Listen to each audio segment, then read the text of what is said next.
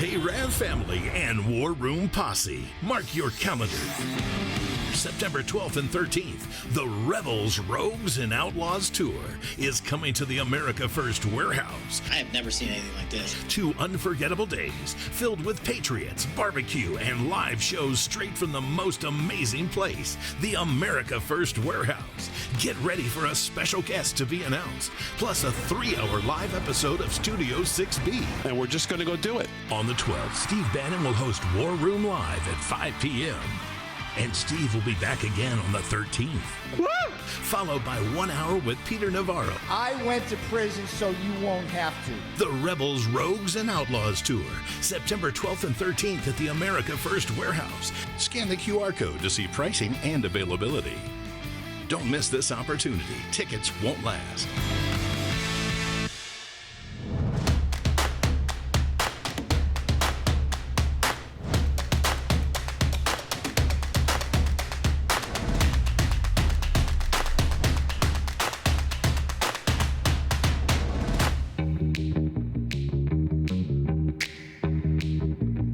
If your TV sounds funny in the evening, you're watching live from Studio 6B on Real America's Voice. All right, it is live from Studio 6B on Real America's Voice on a Monday, brand new week, September 8th. Glad you're in.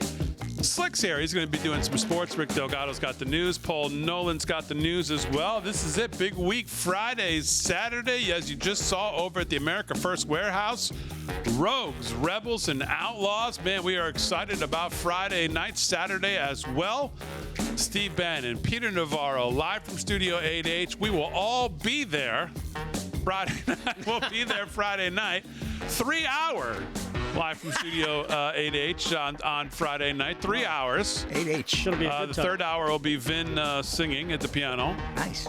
But no, it's going to be great. If you haven't got, I don't know if you haven't got them at this point. I don't even know if you can, but you should, if you scan the QR code now, tonight, before we get off the air, to make sure you can be there. It is okay. Aaron just said in my ears, it is almost sold out. So Yeah. if you're waffling here at all, it's time to get off the fence and make a decision, because you got to be there on Friday and Saturday. What a weekend!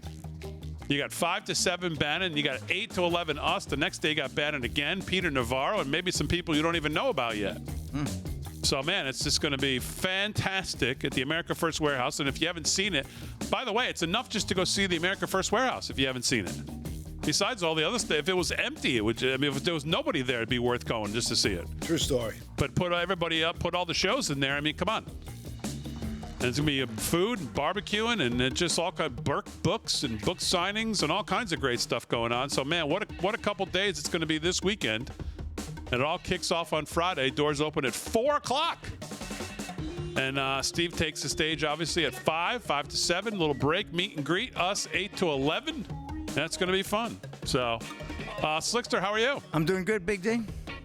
You're looking good in that jacket. I did our first unboxing video, which will be released tomorrow today. I know. And you are the dominant force of that video. I know. So As you got all kinds of beautiful stuff today. I know. We got. And who sent it? After I watch the video tomorrow night, I will, talk about each piece. Yeah. So thank you. You know who you are. The people that sent me some of the most beautiful gifts I think I've ever received, quite frankly. Yes, very beautiful. Yeah. Very thoughtful from the best audience in television, as we continue to say. Hands down. You can't even give us a name as who sent it, or? Well, we're going to release the video tomorrow, Delgado. So would you like? Yeah. What would you like me to? Would you like us to tell you the whole story now? That could be your greatest news piece You're tomorrow not night. exactly a social media Here we go. guru here, are you? You could. On how to do it. Well, Okay, good. Slick's going to do sports. Well, I won't tell you. I'm not really sure. Yeah. I love Slick to death, and he does great sports on the show. I had an off weekend. Leave me alone. Picking. Aaron, do we happen to? How do we? Oh my God! This is getting out of hand here. Wow. All right, we have brand new graphics man. on the odds I makers know I just this bought year. an 88 jersey I love over it. the weekend. I actually did. I love it. Brand new graphics for the odds makers this year. Slick, 0-4. So not a great start, but that's okay. This has happened before. Me. 0-4 over the weekend, yes, but I am 1-4 for the week. Don't forget my Thursday. 1-4 for the week. Okay. You did nail. You nailed. Not even got right. Nailed. 3 to 6 point game. Nailed Thursday night. So yes, you are correct. 1-4 going into tonight. Aaron did good. Aaron, She'd had a good week. Oh, hey. Except the Jersey. They're Aaron, losers. Yeah. 3-1 Yep. over the weekend. She went with me and the Ravens. 3-2 bad choice. with the Thursday game going into tonight. So very respectable start by Aaron. Nice Saturday and Sunday for her. Thank you very much. So we have a game tonight we'll pick here in the next segment. So, but I really want, well, first of all, Delgado, how are you? I am good. How was your weekend? It was really good up until last night, and then it got great. Okay. I did something. Quickly, why? I did something I never did before. Flossed. It made I'm done sense. with this. Brush your teeth? What? No, believe it or not. Yeah. I did a 4-pick parlay for last night's game. Oh, my God. Oh, my God. Oh, my God. That's amazing. And? On DraftKings, I did $10 for Lamar Jackson, Josh Allen, Derrick Henry, and James Cook to score TD, and I nailed it. 10, so you paid you 100? It paid me $320. Whoa. Oh, you had nice odds on some of Nice, those. good job, Very Delgado. nice, Delgado. What have we started? Can I here? give you a little I advice? created a monster. Oh, my Bet it God. all tonight. Boom! Nice. Bet it all tonight. Hey, take Minnesota, lay it with the 1.5 and run. Mr. Nolan, how are you? Take me I'm to the good. sphere. How was I'm your ready. weekend? It was great. Good times. That's good. Good times all weekend. Very nice. All right, very good. A lot of good stuff to get to. We'll lighten the mood a little later, but let's start on something serious. And I'm thinking about this all weekend, what we've seen the last 72 hours. And I have some thoughts. Let's cut through the noise. George Floyd, if you remember, he was no saint. He was a career criminal thug whose rap sheet stretched back over 2 decades, littered with at least 9 arrests for everything from drug possession and distribution to theft and aggravated assault. For those keeping score, that 9 arrests in 23 years, not exactly what you'd call a model citizen. And let's not forget, for over 8 of those years, he was behind bars, unable to wreak havoc on the streets. When he wasn't locked up, he was racking up charges, dodging accountability, and leaving a trail of victims in his wake. His final act, passing a counterfeit $20 bill, resisting arrest and fighting cops while he was high as a kite. When he died in 2020, yes, from a drug overdose, not some mythical police lynching, he was surrounded by a mob baying for blood, making it impossible for officers to even attempt to address his self-inflicted medical crisis.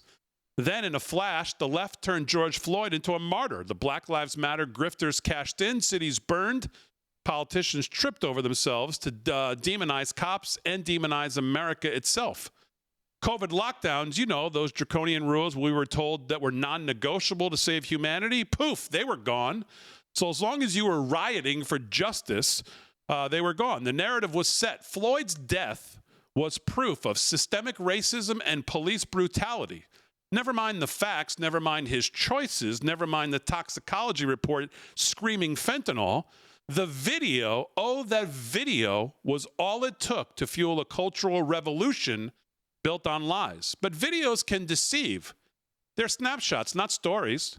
How often have we seen a clip that seems to tell one tale only for the full context to flip the script?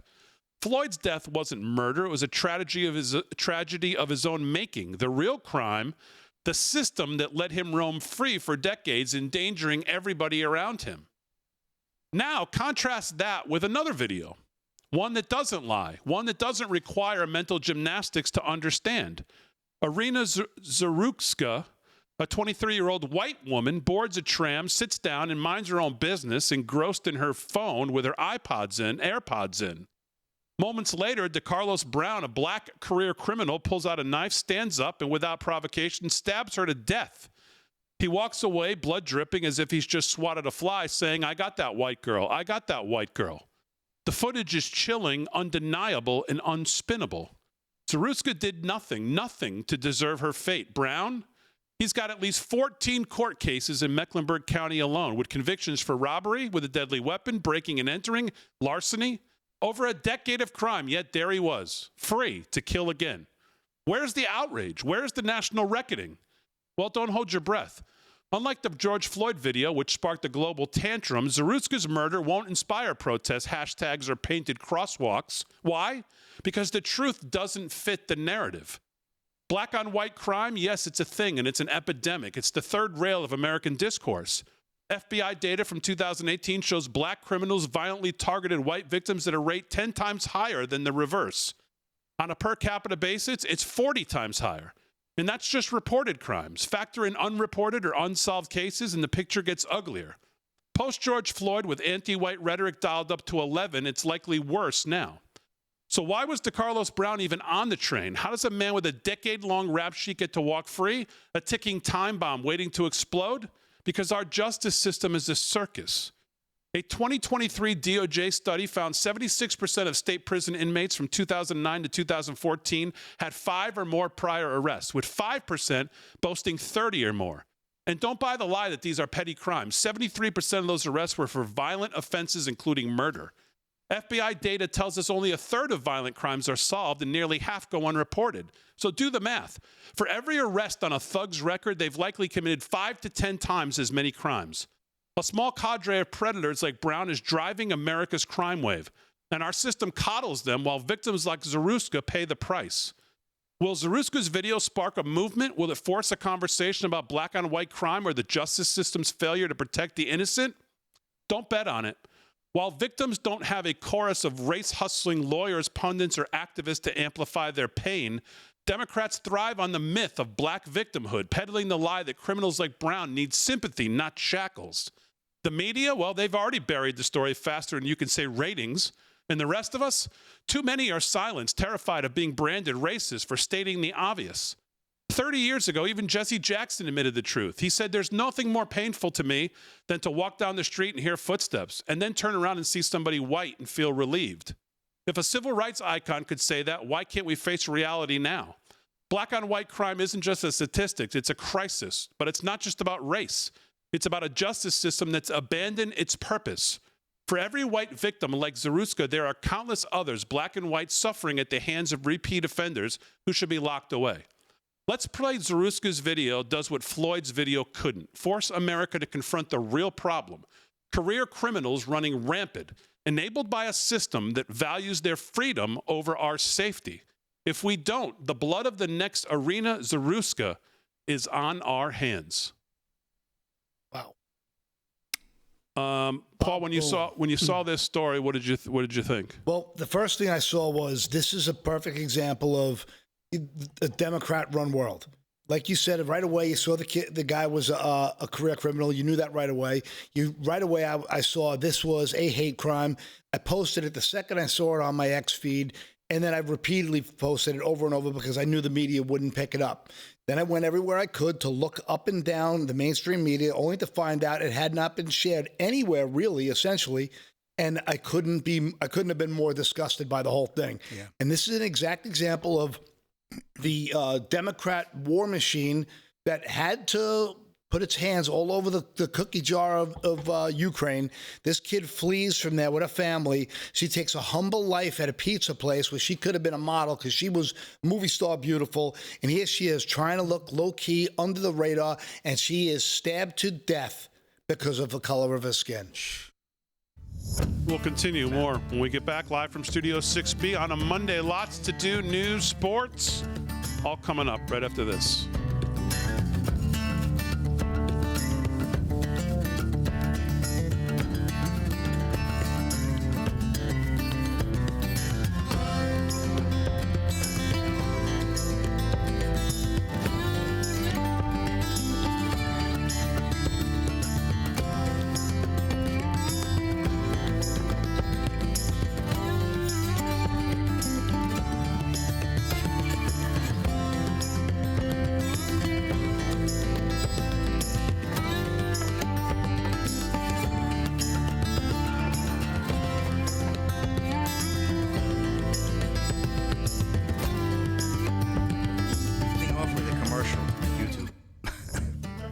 What?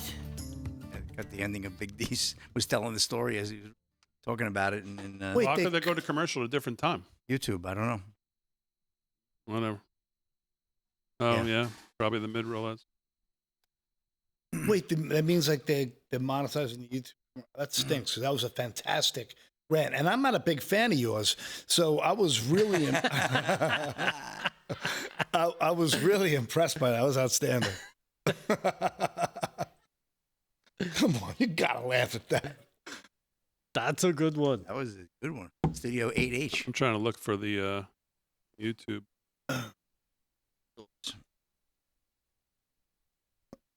I love Aaron's laugh. Aaron, we got to have you mic'd up. I don't know why it's not in there.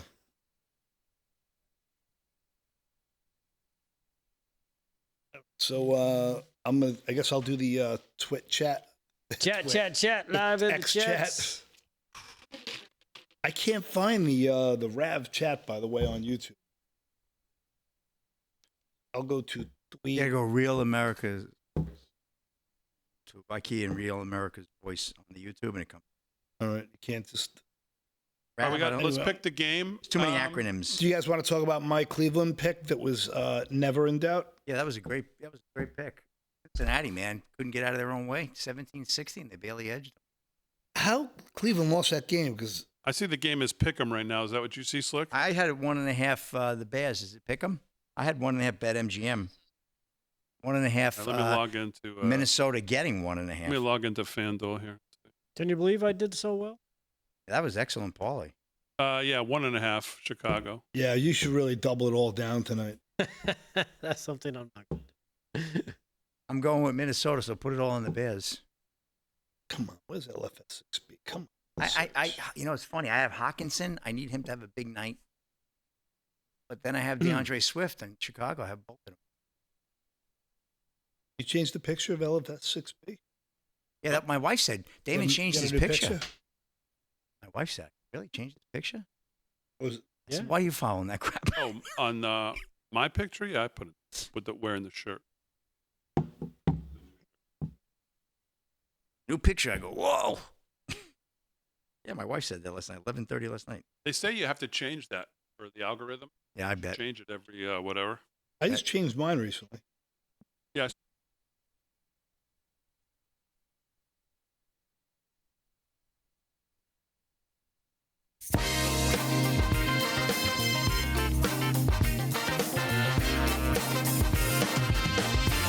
All right, 17 past the hour, live from Studio 6B on a Monday night, September 8th. Slick's doing sports. Delgado's going to do some news. Paul Nolan's got some news as well. Aaron and Fran holding it down as always. I want to remind you again, this Friday, if you're in the area or you're thinking about coming to the America First Warehouse, it is time to make a move on scanning the QR code and getting your tickets if you want to go, because it's almost sold out. Rebels, Rogues, and Outlaws.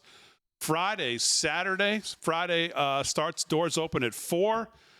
Obviously, Steve takes the stage at 5 to 7. You get 2 hours of War Room. You get an hour break for meet and greet while we set up for 6B. We'll take the stage a little before 8, and then we'll do 8 to 11. And it's going to be a great Friday night. All the boys will be there. Kevin Downey Jr. will be talking to all the people at the American First Warehouse. Man, we're going to do a lot of talking because it's going to be a huge audience. We'll do 3 hours. We'll do another oddsmakers on Friday. That'll be fun. Maybe we can get, we'll see. Maybe Ben Berkwam will be a guest picker. I don't know. We'll have to figure that out. That'd be great. Is he going to be in town? Is he coming down? I believe so, yeah. Oh, so it's gonna that's going to be great. It's going to be a great time at the America First Warehouse. Plus, like I said, just seeing the warehouse is worth coming just to see it. If nothing was going on, it's worth just walking around. You could spend a half an hour, 40 minutes in there walking around. It's like a museum. We're How gonna great was last week? People from Florida again. Unbelievable. We had Arizona too, right? Arizona, people Florida, Michigan, PA and Michigan. Michigan. Yeah. 2 couples from Michigan. I really appreciate that everybody, no one wanted to ask us for pictures. We got them all together. Oh, that was we got nice. them all pictures on the stage. That was nice. It's such an honor, man. It's just a trip. It is a trip. Yeah, it's we crazy. had to chorus them into taking pictures with us. That's really what the story is, Paul. The stuff. they didn't want any evidence of it. And I did our first unboxing video today, which Aaron's going to make look nice, and we're going to put that up tomorrow. We should have seen the stuff that came today for Slick. I just ran in. I saw 2 things. I said, "Oh my gosh!" I heard For some of somebody us, we got a bunch of hats too. I heard someone sent the yo-yo for me and you to share. Nice. Yeah, 2 of them. They said, "Give the 2 yo-yos 2 yo-yos." So What you did can pull Slick in the get? same direction. What'd you get? Anything good? You get anything good? Well, you'll find out tomorrow, Delgado. We'll find out tomorrow. Okay, Sometimes you have to it's not like explain I'm going to this. tell It's like a anybody. kid before Christmas, right? No, just tell He's gonna It's be in there peeling the paper off the thing. I mean, jeez, never ends with this guy. I just want to know. Let's do it. Wow, it's Monday night, Get going here. which means it's time here before we do sports to do a little Monday night oddsmakers. All right, there it is. I thought you was going to run the thing, maybe. There you go. All right.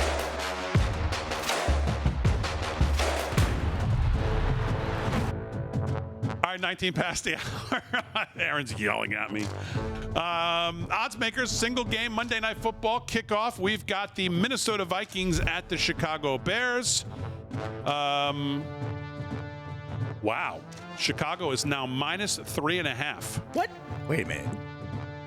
You tell me. Yeah, look at that. Chicago is now just minus 1.5. Oh, it's not 3.5. Yeah. The money is flowing in on Chicago. Really? What's the total? Yeah, total is 41.5.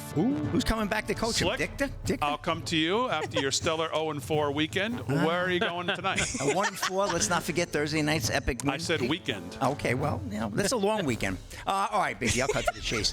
Let's go. Ready? All right. It's a good game in Soldier Field. Good weather, 66 degrees right now. But, Chicago's, got a new operation there. I think they look good, but I'm going to stick with my Vikings. I like them. I like T.J. Hawkinson to have a huge night because I need him to for my fantasy football league. And I think the tight end's going to have 2 touchdowns and about 130 yards. And I think Minnesota wins that game. I don't know about going away, but the spread is way too much. So, yes, give me the 3.5, and I'll take the Vikings. All right, Aaron, where are you going here? I'm going to take the 3.5 also. I'm going to go with the Vikings. I just don't really trust the Bears yet. And I feel like the line is going that way because people don't trust J.J. McCarthy under center for Minnesota. But I think he's going to show out. I don't know. Too. I have a good feeling about him. So That is a lot of last money. That moved that I from don't like 1.5 to 3.5. Somebody took a big bet or something because that's a lot of movement. It had to be an injury. In a half an hour or something, or an injury, something. Maybe in warm-ups, but I didn't see anything. All right. Well, there you go. Sorry. Maybe the cheerleader killed the team's morale. Took his winky out. Look, Caleb Williams could have a big night and surprise us all, and maybe that's what they're on. Maybe they think Caleb's going to have a big coming out party tonight. I don't see it. All right. Well, you're both going to take the points, so you get 3.5, which is good for you guys since you're taking the points because you was just 1.5 about 10 minutes ago. Well, just so you know, I'm taking out the spatula and I'm flipping you guys. Okay. Okay. Paul's going to lay the points, lay 3.5 with Chicago. So the Bears. All right. There you go. There's your odds makers for a Monday night. All right, Slick, what else is going on in sports? Sports is brought to you by our friend Mike Lindell. LFS6B is the promo code to use. If you're shopping at MyPillow this month, use our code and send us the receipt. We'll send you our brand new Live from the America First Warehouse Friday night shirt.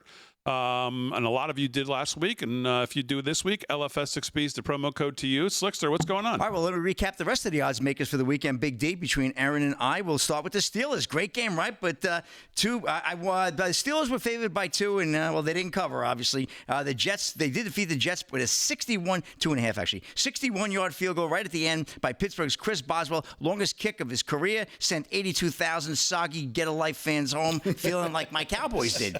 Coming up where they feel like the team played good enough to win, and they're going to be competitive, but they didn't win. That's the bottom line. It's what about Aaron Rodgers as well, right? 41-year-old at 22 of 30, 244 yards, 4 touchdowns. Unbelievable. So good game there. Ravens Sunday night thriller. One of the best comeback games I've seen in a number of years. I think a lot of folks will agree. You had about 10,000 fans leave Orchard Park, leave the stadium early. They left again. I couldn't believe it. And sure enough, they couldn't wait to get in. They were down by 15 with about 15 minutes, 13 minutes to go, right? Fourth quarter. They came storming back. Josh Allen, 251 yards passing in the fourth quarter. Most guys, that's a good game. Yeah. So just absolutely incredible win there. A little roughing up there with the Ravens there and the fans. We'll get into that story a little bit later with Allen. But anyway, long story short, Josh Allen, just a great game last night, and that's a scoop on that. Cleveland, plus 5.5. Aaron was on that. That was an excellent pick. They just a really great pick all around. 40-year-old Joey Flacco, 31 of 45, 290 yards and a touchdown. So the old guys, 41-year-old Aaron Rodgers. Rodgers, and then I'm forgetting the names tonight. And then, of course, Flacco with a great game. Rams, they edged the Texans last night 14-9. Stafford had a great game. Matthew Stafford gets it done late with 21 of 29, 249 yards, and a touchdown there. And then with the college, Oregon, who saw that coming? 69-3 they beat the Cowboys, the Oklahoma State Cowboys, that is. Dante Moore, QB of Oregon, 16 of 21, 266 yards and 3 touchdowns. And Michigan, well, I had them plus 5.5, and they fell 24-13, lost that game to the Oklahoma Sooners. John Matias year. Good-looking young quarterback for Oklahoma, 21 of 34, 270 yards. And the upset for me of all was Florida. Not only did they not cover, they were laying 17.5. They lost the game 18-16 to the University of Southern Florida. I couldn't believe that. So their quarterback, Byron Brown, 22 of 36, 263 yards, and a touchdown. So big upset. University of Florida was number 13, and USF wasn't even ranked in the top 25. So very interesting there. So overall, week one, Aaron 3-2. That was a good weekend, including the Eagle game on Thursday. It goes back to Thursday. Well, you got to get the whole weekend in, of course. Good stuff. And then Nice 1-4 Slick. So we'll see what happens there. And that's a wrap. Big D, back to you. All right, Slick, very good. Sports is brought to you by Mike Lindell. LFS6B is the promo code if you want to shop at MyPillow or mystore.com. It works at both. We'll do some more sports before the end of the hour. We'll get into all the news. I still want to get more of your guys the story we opened the show with and talked about. We'll do that when we get back. Delgado, you can tell me your take. I'm sure you got some thoughts on it as well. Paul as well. And Slick, I don't know if you've been following the story, but we'll get your thoughts on it as well. Just an absolutely horrific story, And when you compare the media's behavior in these first 24, 48, 72 hours to what, as I pointed out, George Floyd, it's just sickening. So, all right, we'll talk more about that plus other news. Live from Studio 6B on a Monday. Brand new week. Glad you're in. Exciting week. Friday night live at the America First Warehouse for the Rebels, Rogues, and Outlaws. Steve Bannon and the crew coming to town. We'll see you on Friday night live at the America First Warehouse.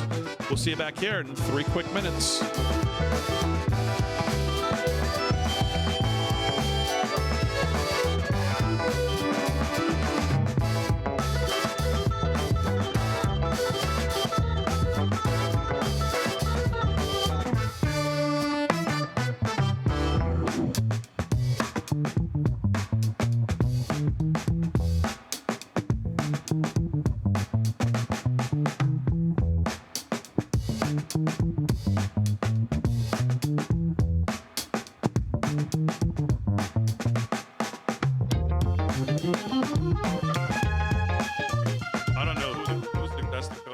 I don't even know. I think some of my favorite things of this weekend, one, the Giants are the exact same garbage team they always were. Some of the worst players They're already calling for Jackson Dart. I've ever seen. Danny Jones lights it up. I know. With the Colts, you see that? And liberal skulls exploded with Aaron Rodgers playing his butt off. Nothing's going to make me happier than what I hope he has a great year, just so every liberal goofy pundit who's talking about him being a problem and this, that, I just want them all to cry. Hey, weed is strong, man. Ooh. Whoa. You guys put the Malaika on this.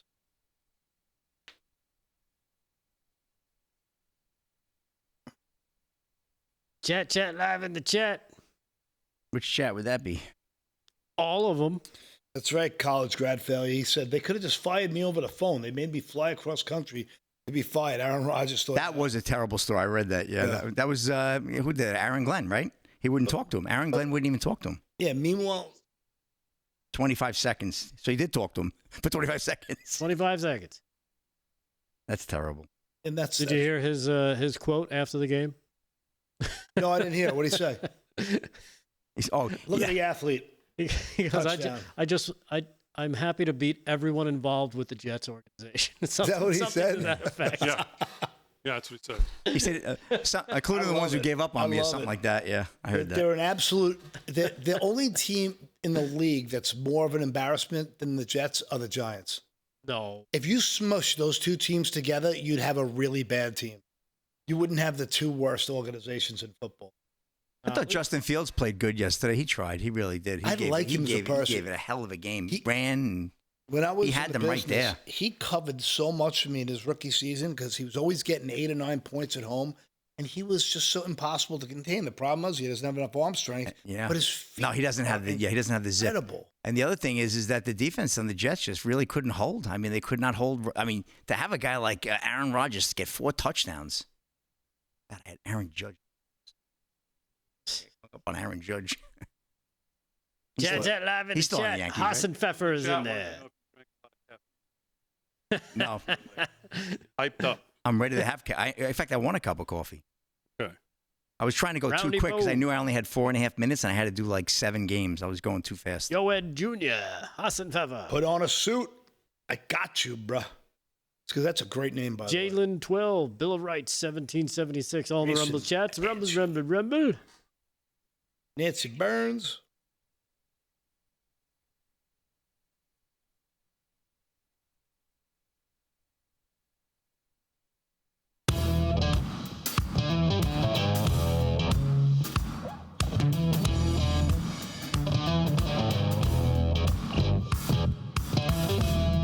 All right, live from Studio 6B, 30 minutes past the hour on Real America's Voice all across the country. And, of course, on our social media. And, of course, on Real America's Voice YouTube now, exclusively on YouTube. If you want to watch us on YouTube, you have to go to Real America's Voice YouTube. Real America's Voice. The easiest way to get there is to go to YouTube. And then at the top where it says search, type Real America's Voice. And the first thing you're going to see is Real America's Voice. And that's where you'll find this show. Streaming exclusively 8 to 10 on Monday, Tuesday, Wednesday, Thursday, Friday, exclusively on Real America's Voice YouTube, which is on YouTube. You can get there by going to youtube.com, search for Live from Studio 6B. That's the only place you will see the live show on YouTube is on Real America's Voice YouTube. Yes, understood, Delgado? Is that clear? Where is it? Real America's Voice YouTube. So... all right, 31 past the hour. We'll do some more sports with Slick. Let's get into the headlines, though. Before we get into the headlines, let's get back to this story.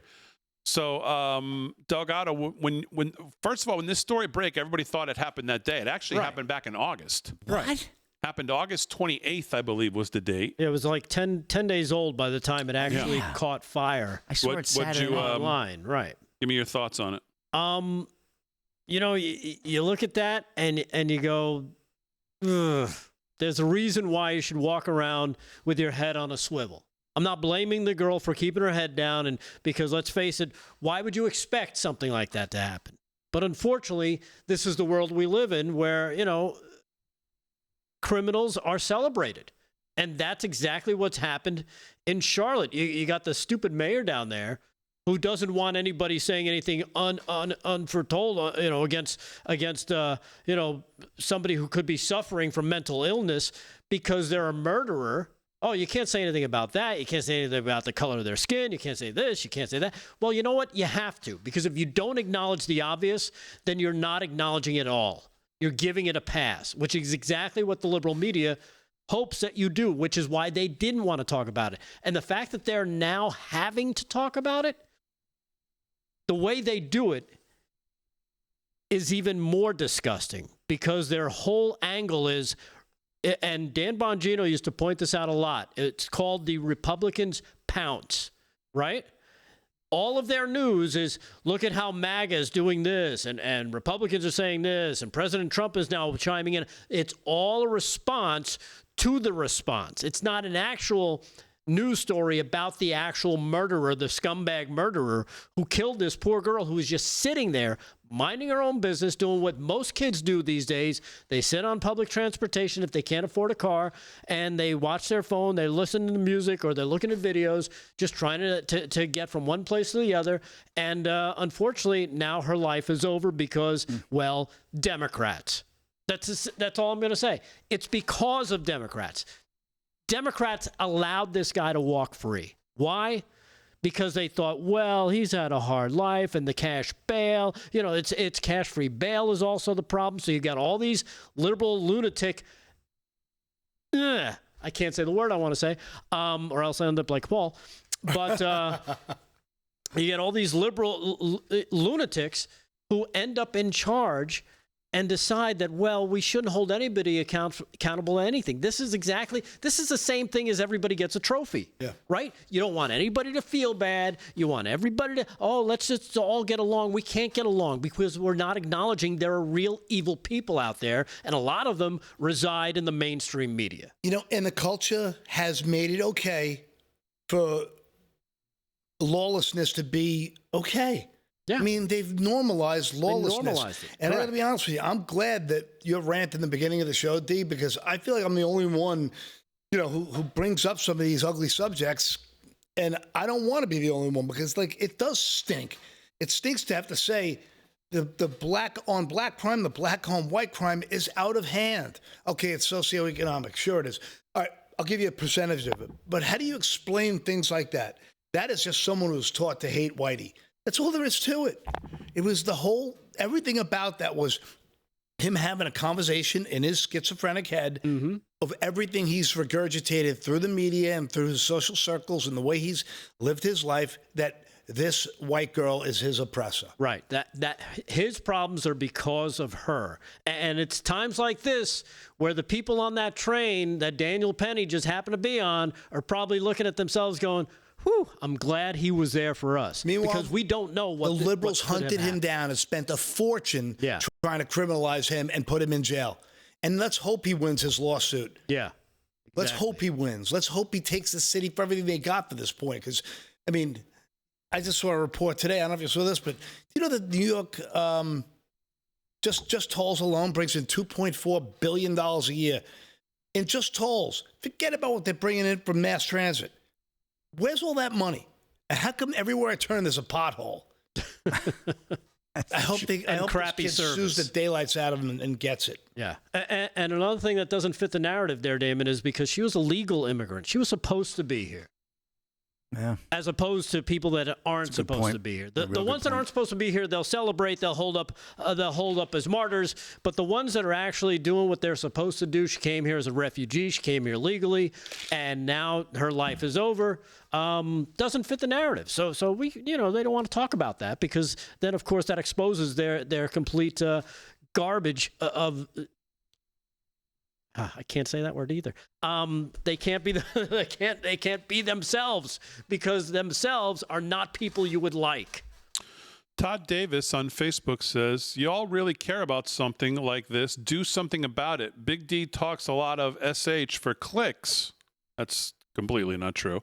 But sometimes doesn't back it up. Nobody should ever die. All career criminals should be locked up, period. Mad about black on white crime. Did you forget the 80s, 90s, 60s, 50s, 40s, MLK, etc.? If we keep score, there are a lot of dead bodies from slavery. And by the way, I've been arrested by police, detained 132 times by police without being charged just because I was black and not in a bad neighborhood, but in high-class areas before they found out my mom was a judge. So if you really have a problem with it, solve it. The justice system, that is. I say he's lying. I'm not sure what I have to do with any of that or how I'm supposed to solve it. 132 times he's been arrested? And never charged? Yeah, okay. Yeah, right. Yeah, okay. Detained 132 times. 100, okay. So I'm just not sure I'm not really sure the point of directing that to me as if I'm supposed to do something about it. Say he was still lying. My job is to sit here and talk about it. You're having a problem. People don't even want to bring this story up. Now, some of them have been forced to bring it up in the last 24 hours in the mainstream media because President Trump has gotten on it in the last 24 hours. So now they're forced to talk about it. But most of them don't even want to talk about it. Right. And you didn't hear much about it other than outlets on X and social media talking about it right away with their horrific picture of him standing over here moments before he stabs her. That's what started to spread, not because you saw this story on the mainstream media. Because you didn't. And if they could keep it that way, if they could. Yeah. I mean, again, you look at CNN, Brian Stelter, whatever the hell his stupid fat name is, Cut 12. He's mad because of us, people like us. And like you mentioned, Damon, talking about it on social media, he thinks this is a MAGA-made crime story, and normally this would not garner any attention. Listen to some of his words, see if you can get through it without blowing him up. Cut 12, check it out. Most murders in the U.S. never become national news. This one's garnered attention for a couple of reasons. Number one, first and foremost, the recent release of that gruesome video. Second, the energy from pro-Trump activists. There it is. They picked up on this video from local news and ran with it. It's a little bit like the times when civil rights groups have raised attention about police-involved shootings. In this case, it is Trump-aligned influencers who are posting up a storm about this case on social media. Really, over the weekend, Elon Musk, Charlie Kirk, other Trump-aligned high-profile figures succeeded in making this senseless death a symbol of big city crime. We heard President Trump asked about it yesterday when he was heading home from New York City. He didn't seem to know much about it. He said he would get briefed, and then today Trump did know all about it. That's exactly what has happened here. This story has trickled up from local news to social media and now to the president's attention, and it's being used, as you said, Brianna, as a political symbol, with MAGA media calling for more forceful punishments and more incarceration. I have to say, some of the replies to Musk, some of the comments around this story are baldly racist, stoking fear of African Americans because this man attacked a white woman. The open racism on sites like X today, it's eye-popping. But there are also legitimate questions about this so-called career criminal, someone who had been a repeat offender. And those questions, I hope they're not lost amid all of the cesspool kind of comments on social media. I don't like his. How can someone that stupid be on that kind of TV and say something that's just absolutely ignorant of all fact? Talking about what part of that does he think shouldn't have happened?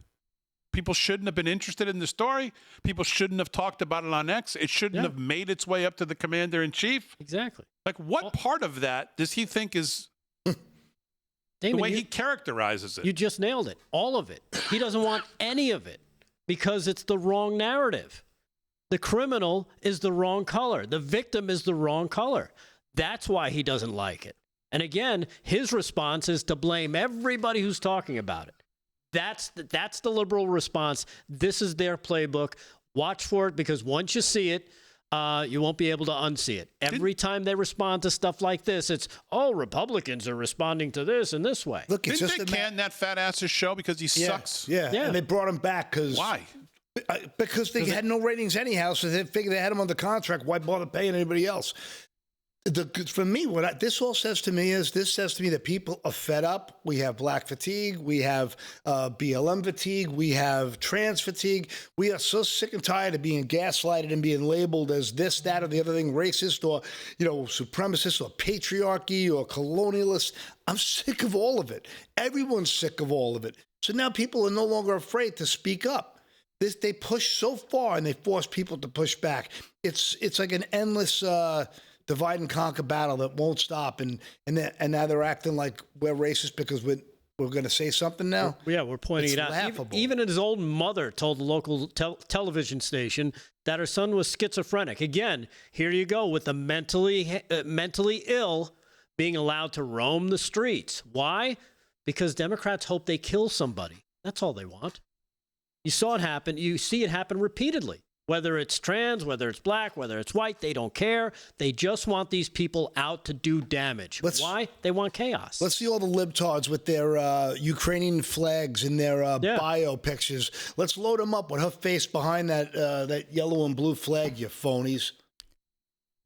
August 22nd, this occurred. It just hit my radar this weekend. August 22nd. Is that what it was? I thought it was 28th. 22nd? Yeah, that's crazy. And Delgado, you already mentioned her, but the mayor there was. She's a clown shoe. I don't even know how people like this get elected. Mayor Vi Lies. Yeah, she said some, whatever the hell her name is. She said some. I mean, she's a moron too. We'll get into her in a second. Vi Liles equals 5. 42 past the hour, live from Studio 6B. We're back right after this.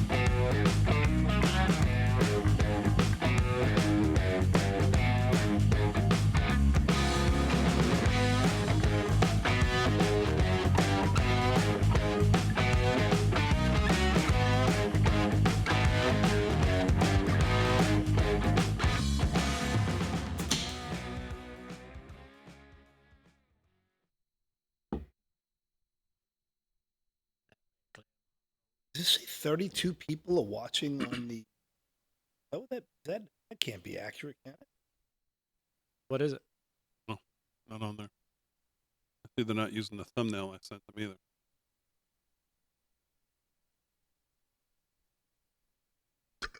Excuse me.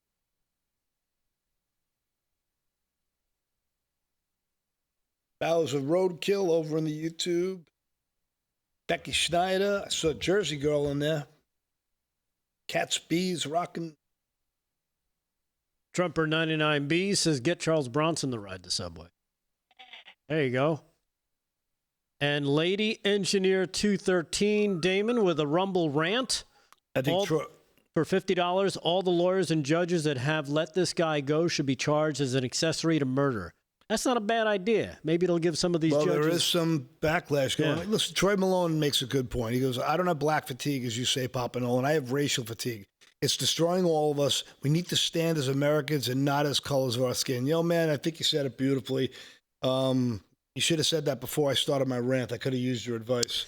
Because you're right on, man. You're just right on. Because it is this divide and conquer nonsense is sickening me. I always look back to the when hip hop and grunge in the early '90s was just cranking. Festivals, and it felt like it was all over. It just felt like it was all over. Until 2008, 2009. Yep. That's when the social engineering started. It was so nice to see the NFL back, where every commercial where the white guy is stupid, the middle-aged white guy is dumb, and the woman or the minority is brilliant, and they scoff at them. That's been going on for 12 years too. Longer than that. That started in 2012, actually. Are you sure about that? Because it seems like that's been the case for a long time. I feel like sitcoms have been that way since the 80s. Yeah, sitcoms were definitely like that, like the Jeffersons and like the neighbors next door to the Jeffersons. George and Louise. Weezy? They were the best. That's where we went wrong. No, we took All in the Family. We didn't continue on that show. Stephen Duvall on Facebook says an innocent young Ukrainian woman was brutally slaughtered on the subway today. Thank you for trying. Thank you.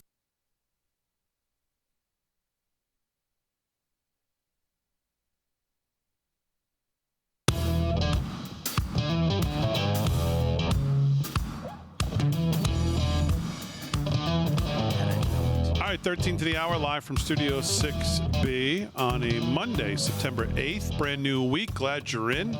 Slick's going to do some more sports. Delgado's going to do some more headlines. Paul's going to do some news here in a second. Aaron and Fran holding it down as always. Want to remind you, Friday we'll be at the America First Warehouse, as we always are, but we'll have some guests this time. We'll have some friends along with us. That would be one Mr. Steve Bannon will be there as well for the Rebels, Rogues, and Outlaws weekend, 12th and 13th. Friday and Saturday. Doors open at 4 o'clock. If you haven't gotten your tickets yet and you're even thinking about it, I suggest you do it before the end of the night because I think that they're just about sold out. So you have to scan the QR code that's on there if you can get to that. You should be able to scan it right from there, right? The video has a bigger one, but I think that one's big enough. You can scan the QR code. It takes you to the website where you can get your tickets for Friday and Saturday. And I mean... well, I'm going to be there probably both days. I think I'll be there. I can't decide which one I want to go to, Friday or Saturday. You should definitely go Sunday. I think that's the day I'm going to go. So, but you should be there. It's a lot of fun. The America First Warehouse is fantastic. And we got a 3-hour 6B on Friday night. So, I mean, come on. Oddsmakers, nice Kevin Downey Jr., Paul Nolan, Vinnie Mac. I don't know who's watching Delgado, Aaron and Fran, Joe the Box, Harry on the Highway. And that night's going to be wild because between commercial breaks, we're going to play beer pong. Yeah, that's what I hear. So, yeah. Aaron. With Matt Miller. Yeah, Matt Miller will be there. Matt Miller will be fired up. Oh, man, that's going to be. Matt. Come on. How about kudos to Damon's rant? Yeah. I thought that was as spot on as it gets because I wanted to say something early on, but he had it all nailed. That was outstanding. Well, let's talk about the mayor because She's a total doofus. Before we get to Paul's news, what was she saying? The blame can't. Is she mad that the video came? Is she the one who said she's mad that the video actually came out? She's actually angry that the video came out. How do you coexist with people like this? I just don't know. I don't know. I don't know how we're supposed to. And can I just say something? While I agree with a lot of everything everybody said, here's the problem that no one wants to talk about because it's not popular, but it has to be said, is there are too many red state governors that share the notion of emptying the jails. The First Step Act, all of this law, all of this reform you keep hearing about people in jail, that there's too many red state governors that want to do it as well. It's a real problem. And it's not just on the left. I'm sorry, it's not. There are many red state governors that share the notion of we've got to let. Now they don't go to the degree like the wannabe mayor of New York said today. We're going to lessen all the populations of the jails, he says. That's going to work out well. Yeah, it doesn't matter if they're guilty of crimes. No. We're just going to let them out. But the point is, this is a problem that spreads more than just one side of the aisle, unfortunately. And I don't know why this is. I don't know why they think this resonates with voters. It doesn't. Or why they think this is something they need to be on their. They think, I don't know what they think. But this depopulation of the jails is shared on both sides, unfortunately. So what did the mayor say? Well, let's see. Charlotte Mayor Vi Lyles is demanding compassion for the madman accused of slaughtering, because that's what it was, a slaughter of Ukrainian refugee Ira Zarutska. She's under fire for the comments, as well she should be. This is a tragic situation, she says, Damon, that sheds lights on problems with society's safety nets related to mental health care and the systems that should be in place. She wrote. The Democrat added that the alleged perpetrator, DeCarlos Brown Jr., appears to have suffered a crisis. He was having a crisis, Damon. My goodness, how could you be so gutless and heartless and not know that he's suffering a crisis? She claimed in that the Charlotte area transit system, where the savage caught on video killing took place, is by and large a safe transit system, despite the unprovoked stabbing of the young girl that you saw earlier that we talked about. As a matter of fact, here are a couple of the people who live down there. Here's a resident who also says, hey, it could be just about mental services. Cut number 1, check this out. I think it's a complete tragedy, but it is an example of how we need to get more mental health services to folks who are unhoused. Unhoused, because he was unhoused. Damon, I don't know if you caught that. Not only does he need mental health services, but he was also unhoused. Here's another really, really smart local person from the area. Cut number 2, talking about the camera system. And check it out for yourself and you make your determination. Cut 2. And whether improved security could help prevent future incidents like this one. I think they have a good camera system, and that's really important. And that can be a deterrent in and of itself. It also helps to solve the crime, which it did here. Right. So a good camera system really helps. I don't know if you guys know that, because criminals really care about how they look on video. So I don't know if you had anything more to add to that. No, I don't even understand what the guy's saying. He was talking about the camera system that caught the murder on the camera. That means now they know who exactly did it because they have a great camera system. How is that a deterrent? It wasn't. Evil people are not deterred by anything. Exactly. I'd like to let them know that. That's true. Evil people are not deterred by anything. Not by you, not by your laws, not by your guns, not by your nothing. That's why you need them. Yes. They're not deterred by anything.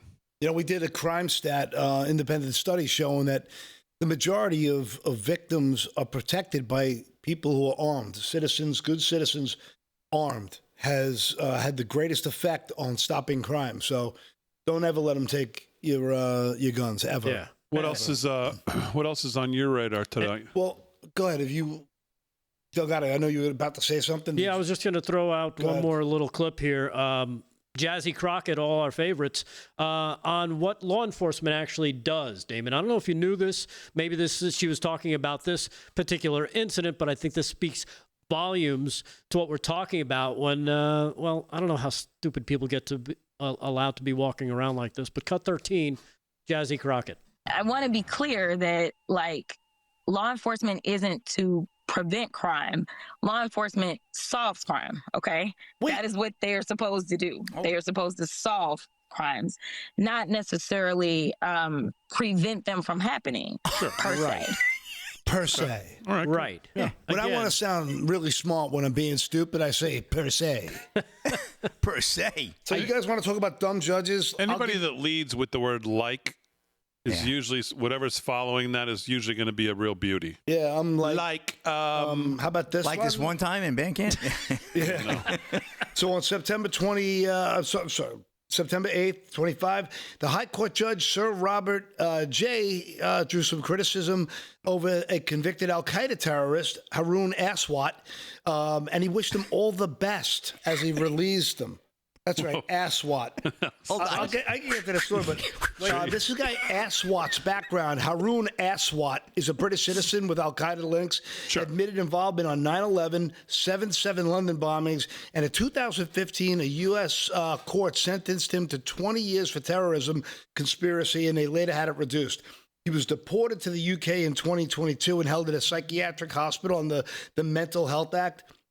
They released him, and the judge's words were, I would like to wish you all the best going forward, and keep out of the sort of things you were doing.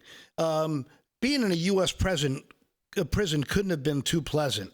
This is what this goofball judge, this magistrate, this guy has been involved in God knows how many killings. This was in the U.S.? This is in the U.K., but this was a prisoner from here. But I'm saying what's happening there is wants to come here. The globalists are our enemy, and this is all part of the globalist agenda. All right, live from Studio 6B. Man, that was the quickest hour I think we've ever done. Hour 2 coming up right after this.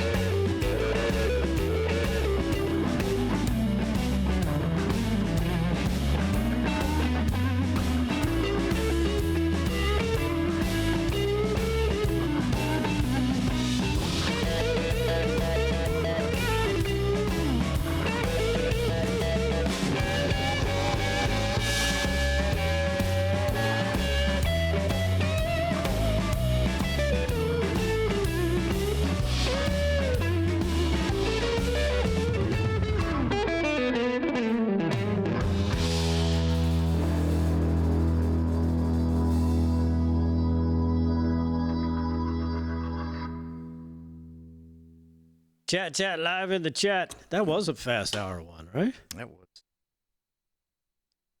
The longer we're on the show, the faster it goes. Wow, what a freaking throw. Caleb Williams came to play tonight. Oh, yes, he did. Somebody got the hotline on that one. He's swatting some ass swat. Look at this ass swat. Just when you thought a judge couldn't get dumber.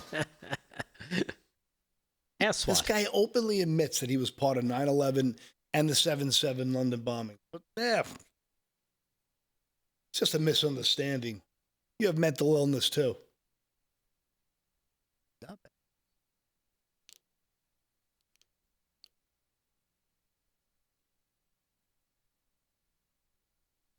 No super chats. Hubert Primo. Paul, hello from Texas.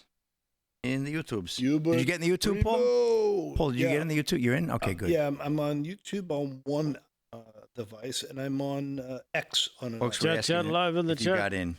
On the YouTubes. Boy, the commercials, though, on the YouTube are relentless. Is it just maybe it's just my computer. I feel like there's been more commercials on YouTube. Oh, you ever watch a football game? You switch to another game? Holy mo! Every time I switch to check a score, it's commercials. Drake 99 in the Rumble chat. Howdy do. Julie GB is also in the Rumbles. Marksman 66. Speaking of which, I got to get to the range. What's up, Bravo? Yeah, I got it here now. Panama Tom. Panama Tom. I think that's the first time I've mentioned Panama Tom. About Panama Jack. He used to make a great suntan lotion back in the day. Sure, he does. But Panama Tom is who I'm talking about. Panama Tom. The Hoser 56. Hello, Alice Wonder. Donna DA 611. Look at the Bears. The Bears on the move. 2nd and 14. The engineer. What's a high percentage play call here? A screen? Hello, Nancy Burns on X. Whoa. Oh, what a move. Oh, look at the feet. Look at this. Justin Fields. Woo! That was dope. Yeah, that was nice. Good move. That spin move there was I did say that at the top of the hour. I said Caleb Williams could have a big night. Who knows? How you doing, Gary S.? See, now, if you said will have a big night, then it would carry weight. But you said could. Yeah, well, I was waffling. No, he could also suck. This segment brought to you by the Waffle.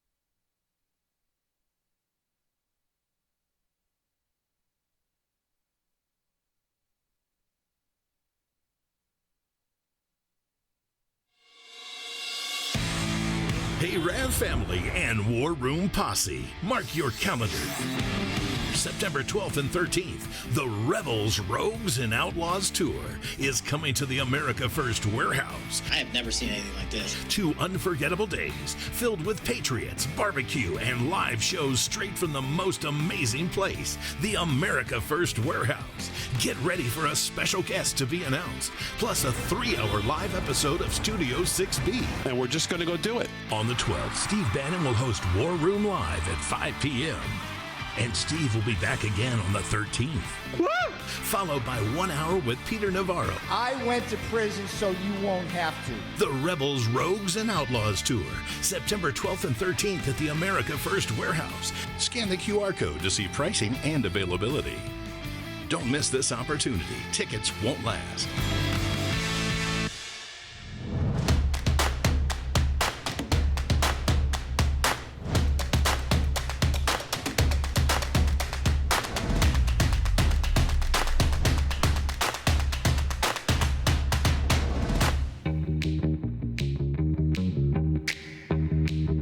Your television sounds funny in the evening. You're watching live from Studio 6B. It is live from Studio 6B, hour 2, 9 o'clock, 1 minute past the hour of 9 on the East Coast. Real America's Voice. Glad you're in. Slick's going to do some more sports coming up. Delgado's going to do some more headlines. Paul's going to do some more news right here in a second. Aaron and Fran holding it down as always. Hour 2. Glad you're a part of the show as always. 8 to 10 weeknights, Monday through Friday, right here on Real America's Voice. Of course, follow us on all our social media at LFS6B, pretty much everywhere at LFS6B. On Facebook, Rumble, Truth, YouTube. You can look us up live from Studio 6B. I think it's LFS6B Show on YouTube. It's also LFS6B Show on Instagram, so you can follow us on all our social media. We're pretty much everywhere. TikTok as well, Instagram, Truth, Getter, all of them. We're there. I want to remind you about Friday, live at the America First Warehouse, Rogues, Rebels, and Outlaws Tour comes to town. Steve Bannon, Peter Navarro, live from Studio 6B, all live on Friday. Peter Navarro will be there Saturday. Saturday looks like doors open at around 9 a.m. First 10 to 12 will be War Room. And then there's something from 12 to 1 and then 2 to 4. So it's a full day Saturday. Obviously, it's a full night on Friday, 5 to 7 War Room. And then you have an hour meet and greet, 7 to 8. And then we take the stage right before 8 o'clock, and we'll take you 8 through 11 on Friday night. All the boys will be there. We'll be doing what we do. We'll do an extra hour. We'll do an oddsmakers Friday night as well, live from the warehouse. We'll see if we can snag somebody in there to do the picks with us, so that'll be fun. Yeah, so it'll be great. Get your tickets. Scan the QR code if you haven't done them. I think they're just about gone. So if you're thinking about doing it, tonight's the night you got to scan the QR code. I can't imagine we get to Friday and there's still tickets available. Maybe no way. Maybe a few here or there, but yeah. You're thinking and you're in the area on the East Coast within driving distance. And I would say driving distance is within 6 hours. I would say easily. People have come farther than that to the warehouse already just to see us. Yep. So it's going to be great. It's going to be a great, fun time. We're going to have a blast on Friday night. So All right, Paul Nolan was doing some news. He didn't have a lot of time, so let's do some more news. Mr. Nolan, what else is on your radar? Well, I don't know if you saw. I just sent you a clip, but if you get a chance to look at it, I'll get to that next. But it's pretty interesting what Trump posted on Truth Social.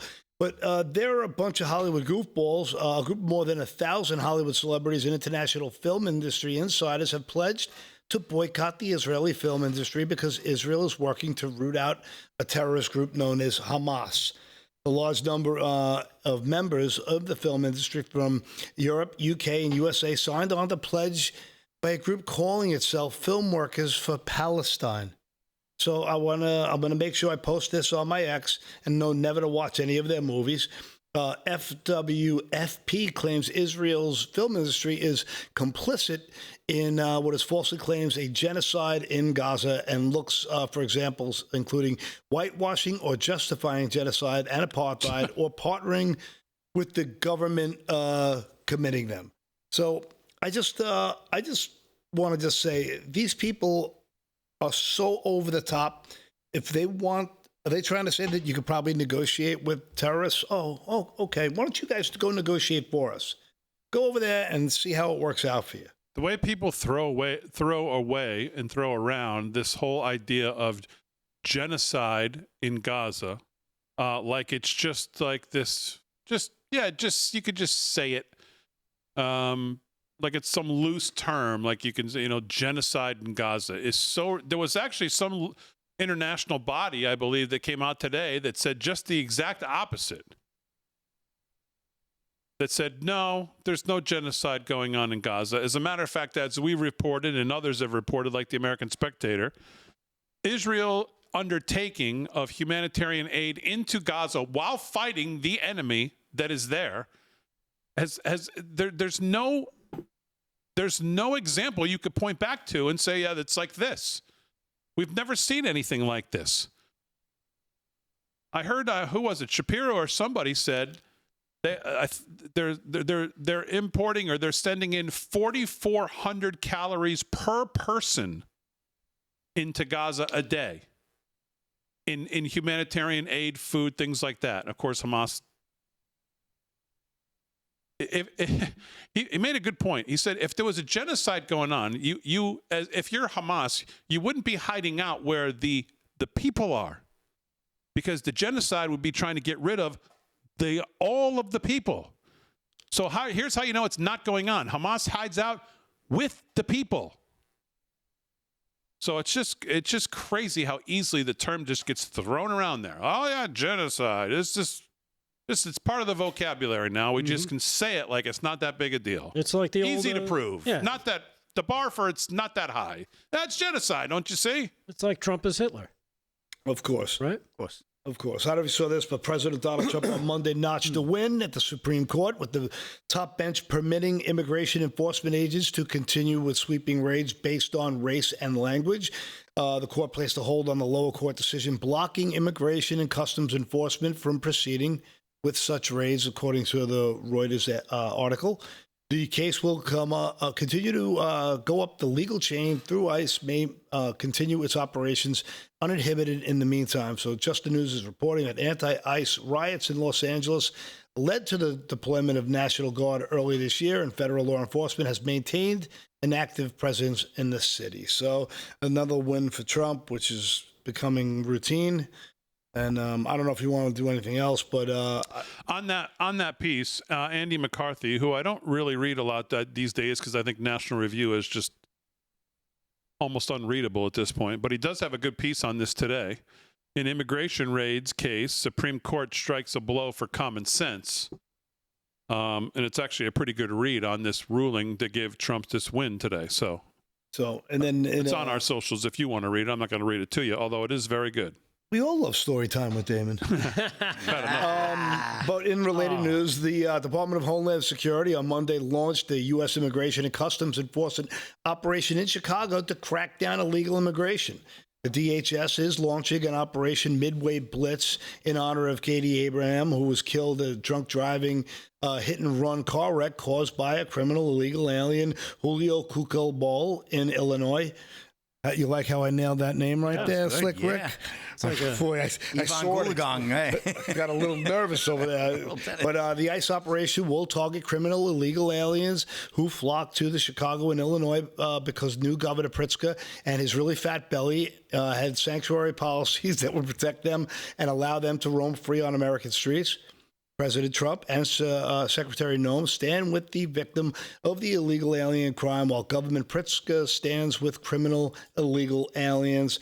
And this was quoted by ICE themselves.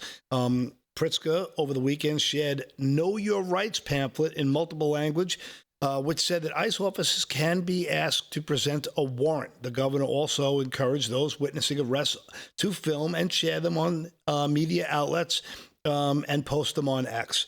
He says, authoritarians thrive on your silence. Be loud for America. This guy Pritzker really, I got to be honest with you, like, I really hope he eats 37 burgers this week and somehow or another, like, goes into some kind of cardiac situation where he'll just shut up for a month. That's just a little strong. No, I don't we don't want him to go into any we don't want any No, I mean that in a good events. way. Not literally, is what you're no, saying. I mean it in a good way. I understand what you're saying. Like I want him to, no, this way he learns to eat better. Right. Yeah. Yes, exactly. I care very much about him. For health, hey, Aaron, do we have any Ben Bergquam in Chicago? Because I see him posted it on here. I don't know if we can. I have that. We do? Yep. All right, let's see it. It's Mayor Johnson, have you seen this? Retired, dude. Hang that up, because you ain't really doing shit. Mayor Johnson, they don't let the jail work with ICE. So somebody's here illegally, they're in the jail, and instead of letting ICE go pick them up there, they send them back into the community. Well, that's pretty stupid. Once you guys apprehend the criminals, why not get rid of them right there and there? Boom. That's it. That's it. I mean, that's it. I mean, why are you guys going to let them back out on the street? What's the point? Yeah. So what? To commit more crime and then go back to jail and get... No. Once they do it, send them the hell out. Right? 100%, bro. I mean, Okay. There's other footage on Ben Bergquam in Chicago, but I don't know if we can play it because I'm not sure what exactly happens. But it looks like the lefties are out of control. I won't play the audio, but you can put the video up, Aaron. While Ben was out there, and I guess filming it here, you'll see. I don't know if this is unedited or edited, so I'm not going to play the audio because I haven't watched it. But all these lefty protesters showed up, and with their terrorist flags and their masks. That's because the Department of Homeland Security, Damon, announced that it started the immigration crackdown in Chicago called Operation Midway Blitz. It's always fun when you give it a fun name like that.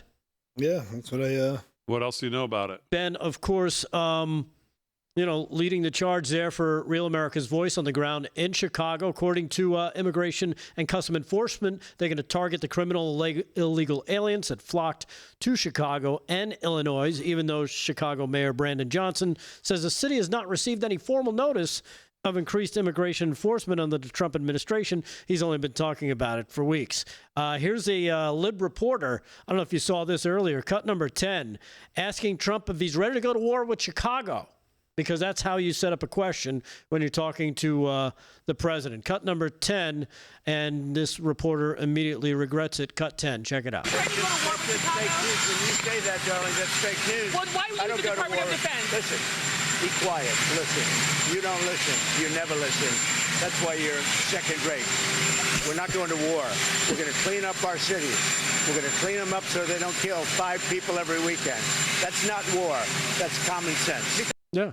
That's Yamiche Alcindor he was talking to, by the way, from, I believe, PBS or NPR, one of those. Who cares? It doesn't matter where she's from. Useless outlets. She's an ingrate kook. And people who said that the president should get punched. I saw people say, you talk to a woman like that, you should get punched in the mouth no matter who you are. Oh, yeah. In my estimation, he was way too nice to her because she deserves a lot more. He's your president. A lot anger than that for what she's done. So, all right, 13 past the hour, live from Studio 6B. More to do. We're back right after this.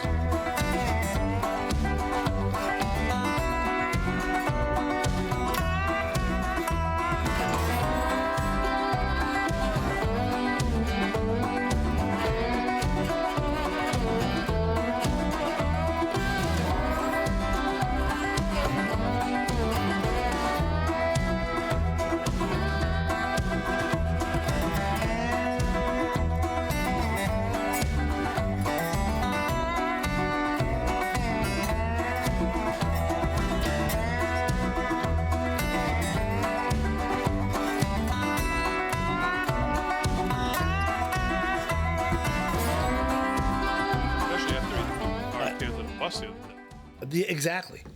It's like almost like it's kind of like, well, not under the bus, but he didn't fully support him. But hey, guys, if we could pummel those like buttons in YouTube and on get the heart button going on X, that would be great. It's really, really good for the show, for the network to see that we're still pumping out the likes. The network likes it. So, and then nobody make a move. I got to go to the can.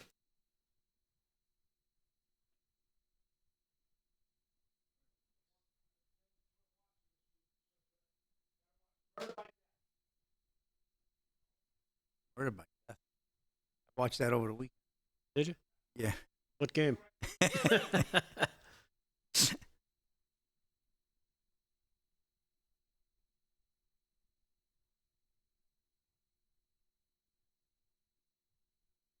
Green Bay, Washington.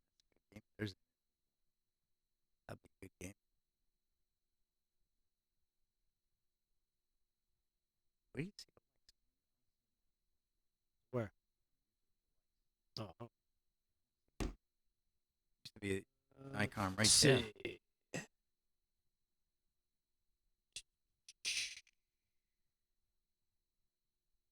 Chat live in the chat. Oh, right there. Look.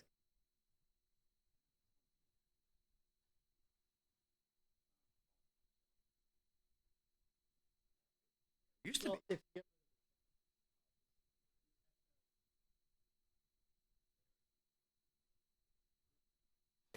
Not bad. Delgado, chat about the ads. Gillies says Delgado, chat about the Gillies want you to chat about the ads in the YouTube. Oh, Gillies, come on. Come on, Gillies. Speaking of which, Damon, you have a read here.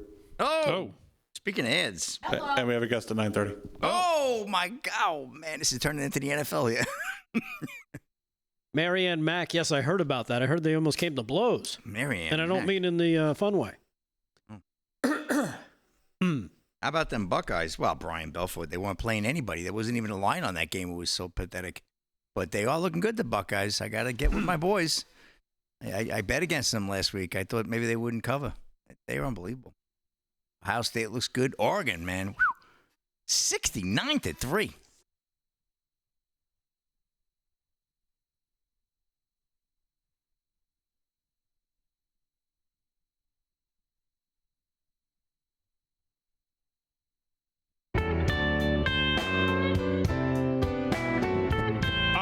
Sound like nothing.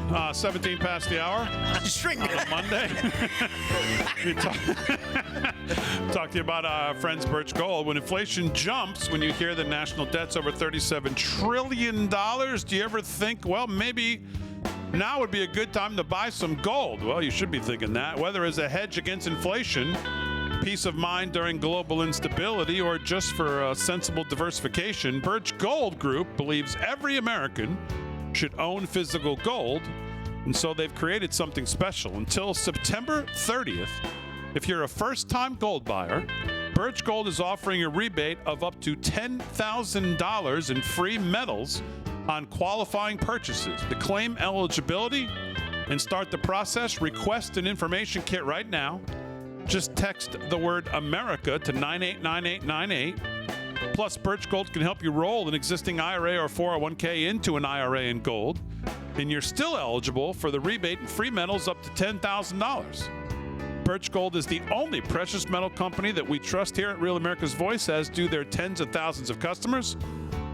So right now, make it your first time to buy gold and take advantage of a rebate up to $10,000 when you buy by September 30th. Text America to 989898. Text the word America to the number 989898. Claim your eligibility and get a free information kit. Again, text America to 989898. Our friends from Birch Gold. All right, 19 past the hour, live from Studio 6B. Let's do some sports. Sports is brought to you by Mike Lindell. LFS 6B is the promo code to use. Slick's got it. What's going on, Slickster? All right, Big D, let's get to Monday Night Football. First Monday Night Football game of the year in Chicago, Soldier Field. Great classic stadium. I've been by there. It's a great place, great area. 5:15 to go in the second quarter. The Bears leading 7-3. Is it a good area? Is it a good area? Oh, no, it's not in a good area. No, actually, you know what? Why did you say that? So I've been there. I thought it was a terrible area, actually. No, I was there, but I was there a long time ago. It was about 20 years ago. Before they built it? No, the stadium was there, but it was, you know what, there was a lot of the conventions. It was a convention center right over there. And it was very nice at the time, but the inner city wasn't just so great over by the Sears Tower and stuff. So 7-3, 5:15 to go in the second quarter there. Bears are actually covering the 3.5, Big D. What do you know? I mean, they're down by 4. Right. Well, the Bears are. The Bears are up 4. Yeah, Bears are up 4. They're covering. Bears were laying 3.5. Correct. Yeah. So they're up 7-3 right now.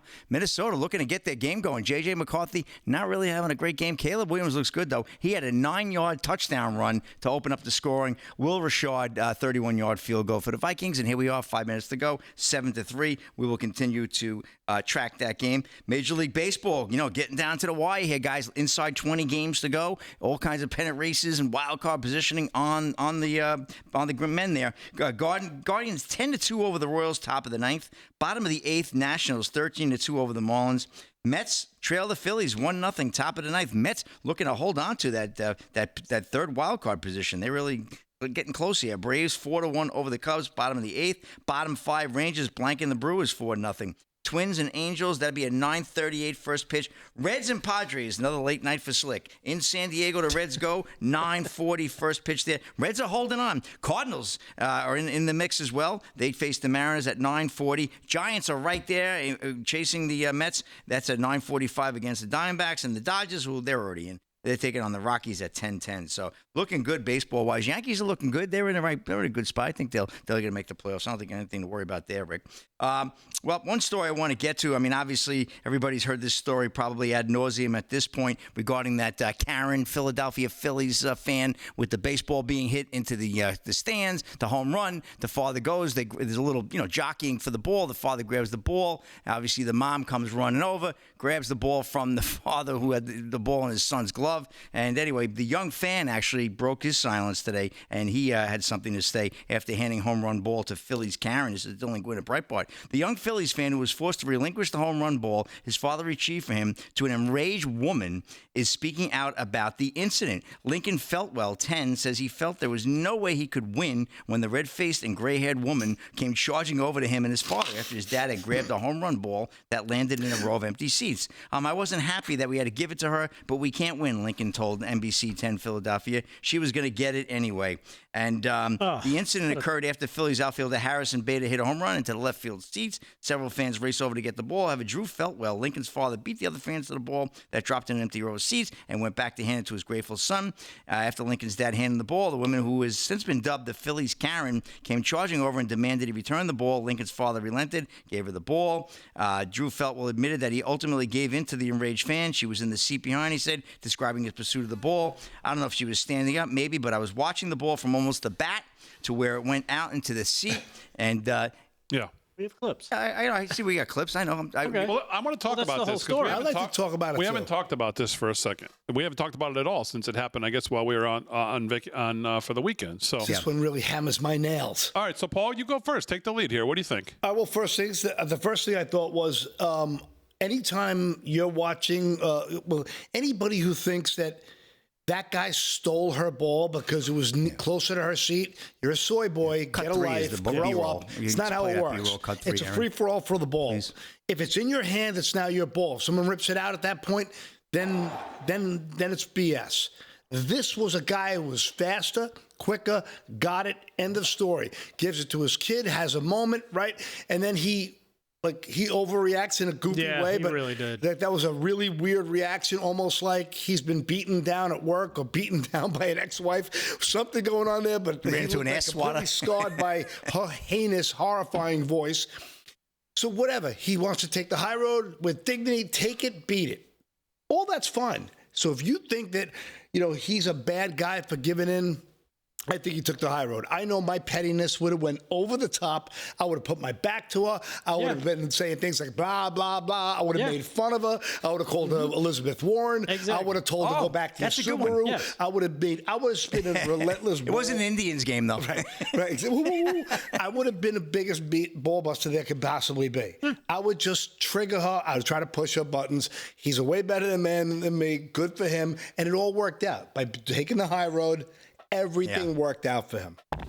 Big D, well, how would you have handled that? It did work out, but I have to say, obviously, I don't think he was thinking, you know what, every camera in the world's catching this woman. I'm just going to give her I don't think he was thinking that. Of course not. I think the age of the kid, for me, when I thought about this, 10. He's 10. I think the age of the kid, you could make the case that the father tried to show a de-escalation in front of his son instead of doing probably what I would have done, which is called her. You would have showed her the escalator. If her son, if the kid was a little older, then there's no excuse for his behavior. You got to turn around and just blast her with every whatever. But I know. Who knows? Yeah, if I was with my 28-year-old son, I would have been doing this. Ha ha. I probably would have done that anyways. See, I'm completely opposite because that's what you wouldn't have said anything. I would have said you would have done. I would have exploded on Elizabeth Warren. I would have been like, get your blanket hands off.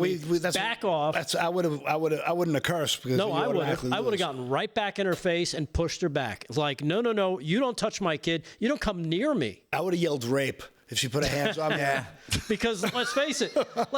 What did he actually accomplish? He gave in to a screaming, whiny Karen liberal. And guess what? She thinks that now she's better. Oh, I got my ball, blah, blah, blah. Meanwhile, he looks like a puss in front of his kid. There's no way I would allow He's a 10-year-old boy. No. He took the high road. You know what? No. Stuff like that sticks with you. And you see him today in the interview, he was even worse. I was like, oh, my God, this guy he's just Did you have the interview? I did not see the interview. I saw the interview. I had a clip of it. Although I don't like the quote from the kid saying, we were going to lose anyway. Yeah, we were going to lose it anyway. I mean, that's defeated dad onto defeated kid. Yeah. It's already that's interesting. I didn't see that. Well, I think all right. Yeah. Rumor has it the kid's a Jet fan. That's why he said that. There's no way I let that happen. Not in front of the kid. I would have been the worst person. I don't think I could have de-escalated that. No way. You would have de-escalated. No way. I think I would have. Oh, man, I don't know. I know I would have been terrible. I actually pray for a situation like that, but it's never going to happen to me. All right, we're back after this. She would have been decompressed. Like Vin. I would have just thrown it back on the field. I would have thrown her back on That's the best.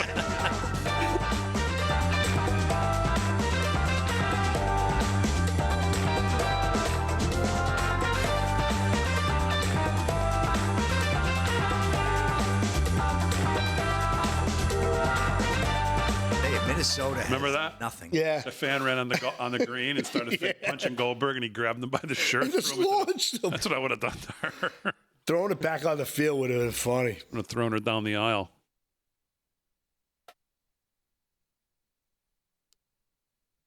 I would have trolled the daylights out of her.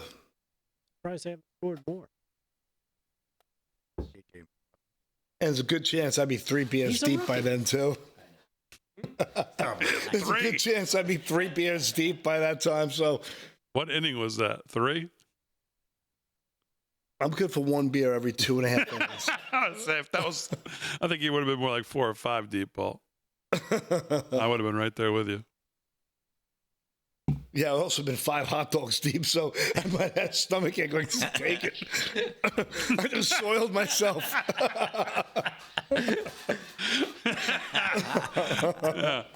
Yeah. You would have blasted ass in her direction. Yeah, exactly. Right. It would be the ultimate insult. Oh, hold on 1 second before I give you the ball. Right. Yeah. Right. Smear. Before I give you the ball, pull my finger. We got a nice smear on this for you. It doesn't cut the mustard, amongst other things. Cut the mustard. Only Slick. Oh, man. It's time to grow up. Come on, let's grow up. Sorry? Exactly. Oh, yeah. Do you want me to do the interview, D? Oh, he must hate us already. He's like, I'm never going on that show again. I am never having hot dogs with these guys. Oh, it's funny. So so YouTube can't hear the chat anymore? No? No, I mean the commercial break. Oh, it's not all commercials there? Live during the break. I thought they've got commercials going at other times, which I don't get. I thought No, they're live in the commercials over there. They're just running mid-roll ads on the stream. Yeah. Okay. So when can we get on? Yeah, I don't know. I don't have that problem with the Rumblers. I think I would have. The crop dusting has begun, according to Black Smoke 63. Appropriate name. Perfect name.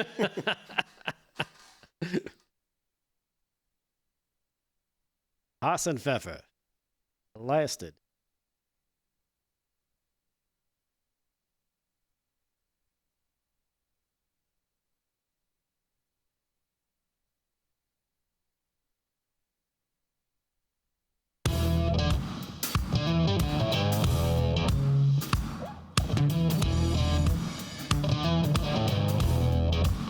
All right, 30 minutes past the hour, live from Studio 6B on a Monday. Real America's Voice, brand new week. Glad you're in. Slick's doing sports. Delgado's going to do some more headlines. Paul's got some news. Aaron and Fran holding it down as always. I want to remind you, Friday we're live at the America First Warehouse for the Rebels, Rogues, and Outlaws tour. Steve Bannon will be in town as well, 5 to 7 on Friday night. You can watch Steve do War Room, have an hour break, and then you can watch us 8 to 11 live at the America First Warehouse in front of a live studio audience, and it's a great time, and we hope to see as many of you there as possible. I think it's already almost sold out. If not, it's very close for Friday and for Saturday. And I don't know how many of the guys will be over there around on Saturday, but I may be over there Saturday. Maybe I'll bring some merch over and give some of that away, or some hats and some things. So it'll be a great weekend. So scan the QR code to make sure you're at the America First Warehouse on Friday and Saturday this weekend. Please welcome back to the show from home. He's a senior advisor to Home Title Lock. He's a former FBI SSA. Arthur Fitzenmeyer is back with us. Arthur, how are you? I'm doing great, thank you. You didn't murder my name this week, so that's a good start. Did I murder it last time? I don't think I did. Did I? Somebody else did, maybe. No, I don't think so. Okay. But it's a regular event. Okay. Well, yes. Okay. Well, I know that because my first name is Damon, and I got a lot of people who call me Damien. They could put an I in there that there's not, so I'm kind of used to it as well. So, in the notes you guys sent over, I keep reading a lot of these stories of home title lock, home title theft happening to people, and you read these different stories on how it happened. And when you start looking at how these couples get tricked. From your perspective, how does a scheme like this actually work in practice? Well, in practice, the homeowner doesn't know anything about it. I mean, we're in this digital age we all live in, and all of the records that the crooks need to perform these kinds of deeds are practically in the public domain. And once you have a transaction in real estate and to make it formal and establish who the owner of record is on a piece of property, you have to file a deed or a title in your local county recorder's office. And once it hits the county recorder's office, it's a public document. So it's open for anybody who really wants to see it or own it or go get a copy of it. In this day and age, in a lot of the county recorder's offices, you can do it online. You may have to come up with a credit card to, pay a couple of bucks for the piece of paper, but you can get a piece of paper. And with AI and photoshopping and all of those things that are going on now in the nether world, so to speak, they can change the name on that deed from your name to their name so easily that it's scary to think of what they can do. But when I read some of these cases, though, where it says homeowners were told they needed to temporarily transfer deeds into trust so they could stay in their homes, how are the criminals or who are attempting to do this convincing people of like that part, like, because you would think people would be smart enough to say, even if they're approached by somebody saying, well, wait, what do you mean I have to transfer it temporarily? I've never heard of such a thing. So how are they getting people to even buy in? See, lots of times when those events take place, it's somebody who's in financial trouble. They're in over their head with their property, and they're looking for a way out. And the bad guys can figure this out in a heartbeat, whether you're underwater or not. And they'll come to you and tell you that they're going to, somehow relieve you of that debt with some paperwork. Well, what they're doing is putting papers in the county recorder's office that says their mortgage has been satisfied and they're the new owners. And none of that has happened. They aren't the new owners, and the mortgage hasn't really been satisfied. But on the record, it looks like it's a free and clear piece of property. And then, of course, what they do, as they've always been doing, is they go out and take out loans using that property, and the equity in that property is collateral against those loans. Looking at it on its surface, and if you don't do your homework, that'll look like a mortgage-free property. And the person who actually owns it now is in double trouble, because not only is the property in jeopardy on the original mortgage, which is the real one, it's now in jeopardy on the false mortgage as well. These guys don't care. As soon as that first check is issued, I mean, it's out of the country before the ink is dry, quite frankly. And they're sitting on some white sandy beach with, a drink with umbrellas in them, and you're going to have to go to the courthouse on 2 counts. One is your original debt is not gone anywhere. You're stuck with that. And they've just piled on $300,000 or $400,000 or $500,000 of additional debt on your property. It has nothing to do with the house per se. It's the land itself. And so this oftentimes happens when the economy gets really bad and people have to decide whether to eat or pay mortgage payment. And then the thieves swoop in and start talking these people into it. Right now, because the economy is pretty good, you probably don't even have to bother to do that. They can just download a copy of your title, and with AI and photoshopping, they can make it look like you sold your property to them. It's now their property, and they'll go out and get the loans on it. It's that simple. Yeah. I mean, most people, if you ask them, I use my Agent Arts pop quiz. I think I did this last time I was here. And I said, it's 3 questions. When was the last time you saw your mortgage papers, your title or your deed? What does it look like? Do you know what it looks like? And number 3, do you know where it is right now? Well, the bad guys know all those answers. Most homeowners have no idea. They'll say, I think I saw the mortgage when we closed 12 years ago. So you could show them their own mortgage and they'd have no idea. Yeah. They're that unsophisticated. And that's why with Home Title Lock, first of all, when you register and become a subscriber at Home Title Lock, we send you a copy of that mortgage. We also send you a copy of the history of the mortgage on that property. So you'll see who the previous owners were as well. Those are nice documents to have and very important. And a lot of these people, it may be the first time they've seen that piece of paper since they closed on it. The bad guys know what that piece of paper is. So the idea is you need to stop the transaction before the first check is issued.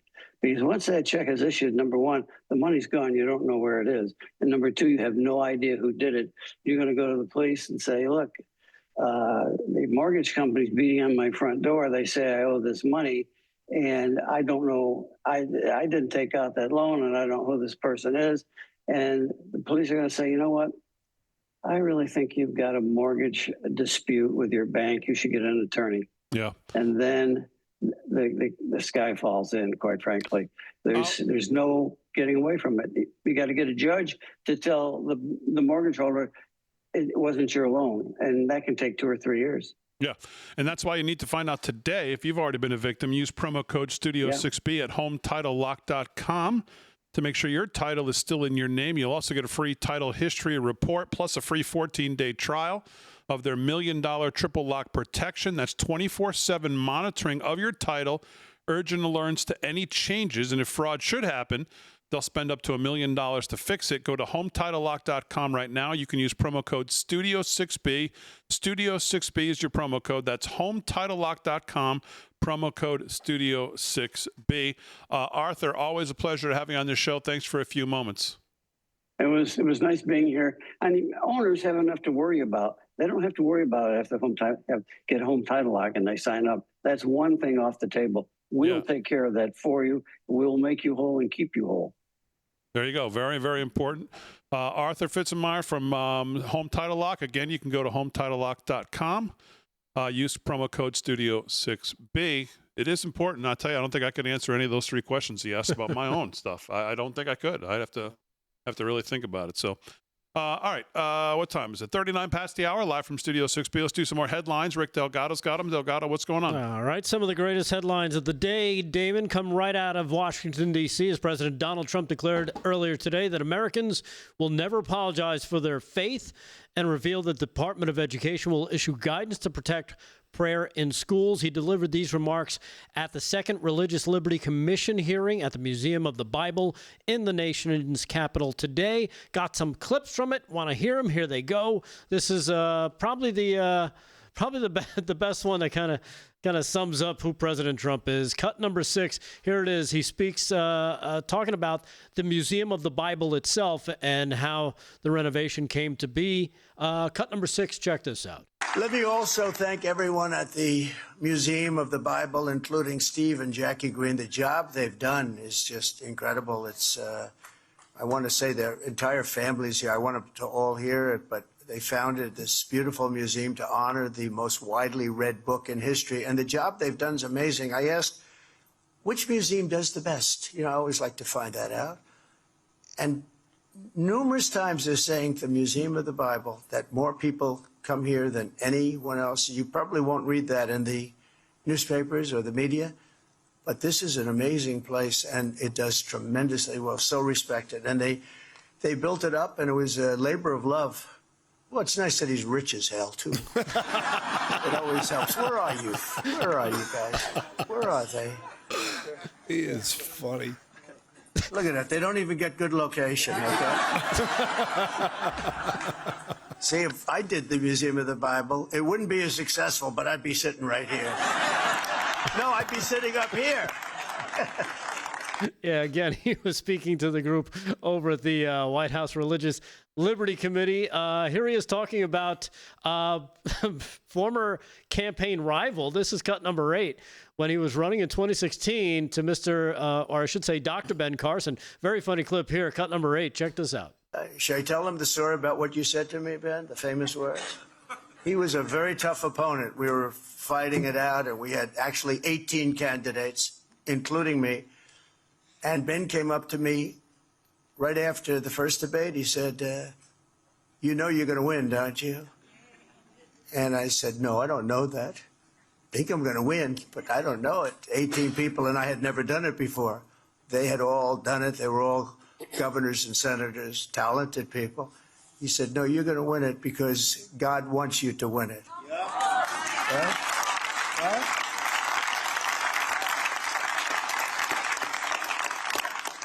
But that didn't stop him. We went through. I said, when is this guy going to quit? He gave me these words of beauty. Then he goes for weeks and weeks. He was tough. He was a tough one. But we love Ben. Ben's special. And we appreciate it. Again, he's a rip. He really is a rip. Telling some great stories. He also had some great stuff that I'm not going to be able to get to, talking about the Olympics, the World Cup, and how he got that. And he also blasted Senator Tim Kaine for his ridiculous comments. Trump also announced that his family's Bible, with which he took the oath to both office took the oath both times for office of the president, will be on display at the museum. And he focused, of course, deeply on the importance of religion in America and our American values. Amen. All right, 43 past the hour. We'll wrap it up. One more to go. We'll get to everybody here before we wrap it up on a Monday, live from Studio 6B. We're back right after this.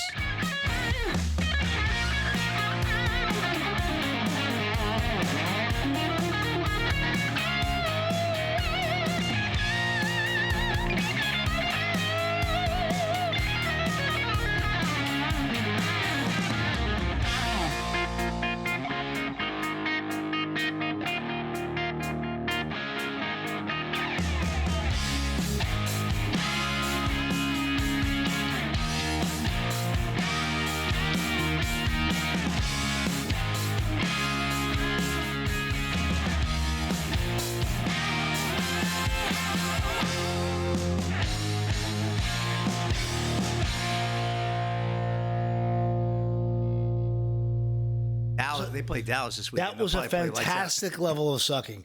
I mean, so let's. Their defense isn't too bad. But what's the point? If you can't get a first down, what do you need a defense for? I'm saying with their defense. That play calling. So Washington has probably the beefiest D line in the East, in the NFC. We're going to try to go 32 dive all day long, first and second down. We're not going to once try to get it to Malik Neighbors on first down. Oh, Neighbors was out. How about a little play action? Would that maybe offset a little? He needed, he was. Oof. They're terrible. It was the worst play calling. He needed intervention. I mean, are they trying to lose? Dave Syverson, I'll try to get on that for you. Kyler Murray with a stomach virus. Can I give a shout out to my buddy's kid at Syracuse? 7 catches for 105 yards, tight end. Nice. Oh, nice. Danny Villari. Hey, he'll be playing on Sundays. He's Sundays? He's a small kid. He's 6'5", 251, 7% body fat. Runs a 4.6 40. The kid is a horse. See, what's this week coming up? 4.6 Washington at Green Bay. That's fast. Jacksonville at Cincy. Giants at Dallas. Ooh. What? Chicago at Detroit. Rams at Tennessee. New England at Miami. He just dominated. Never leaves the fields. Blocks like a beast. San Francisco at New Orleans. Buffalo at the Jets. Oh, Buffalo at the Jets. Seattle. What's the line on that? Seattle at Pittsburgh. Nice. What's the line on that? 14? Aaron will be in the house for Buffalo Jets, 1 o'clock on Sunday. Buffalo. You can't expect to win that game. You can't expect to beat Buffalo. Cleveland do you think I was kidding about my buddy's kid? Denver at It'd be nice, though. Watch the Carolina win. at Arizona. You know what, Aaron? I'll pick Buffalo. Philly at Kansas City. 4:25. There's your game of the week. He's tiny. Right, he's tiny. Philly at Kansas City. That's a good game, given the Chiefs lost game 1. You got to see this kid. Atlanta, Minnesota, Tampa Bay, Houston. Chargers and Vegas. What's the future on Tampa Bay winning the Super Bowl? A gazillion to none? No. They have no chance. What? I don't think they have no chance. Why? Damon's putting $100 on. So we have Alyssa Lane. Apparently, we have just put him in the Super Bowl. We have a moderator in the Rav chat. Baker Alyssa, Mayfield. thank you for looking out for the trolls. Just noticed that about 10 minutes ago. Really good. Elisa, I am Papa Nolan in the chat if you didn't know. Papa Nolan. Papa was a Nolan Stone.